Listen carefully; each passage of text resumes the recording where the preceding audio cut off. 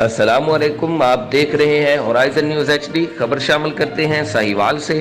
وزیر اعلیٰ پنجاب سردار عثمان بزدار کی خصوصی ہدایت پر ضلعی انتظامیہ نے تجاوزات کے خلاف مہم جاری رکھی ہوئی ہے اور اسسٹنٹ کمشنر سرمد حسین نے کارروائی کرتے ہوئے اولڈ ہڑپا روڈ پر 6 کنال مزید سرکاری کمرشل زمین واگزار کرا لی، جس کی سرکاری ویلیو 8 کروڑ 40 لاکھ روپے لگائی گئی ہے۔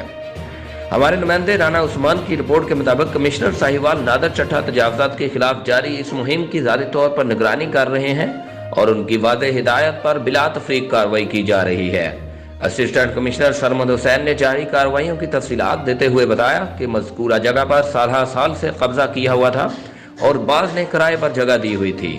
انہوں نے کہا کہ اندرون شہر اربوں روپے کی سرکاری املاک پر ناجائز قبضہ ختم کرانے کی حکمت عملی تیار کر لی گئی ہے اور مرحلہ وار تمام قابضین کو بے دخل کیا جائے گا، اور جہاں لیز ختم ہو چکی ہے ان جگہوں کی لیز کی تجدید کا موقع دیا جائے گا تاکہ حکومت کو ریونیو حاصل ہو سکے۔ انہوں نے عوام سے اپیل کی کہ وہ سرکاری جگہوں پر ناجائز قبضوں کی بھی نشاندہی کریں تاکہ انہیں واگزار کرایا جا سکے۔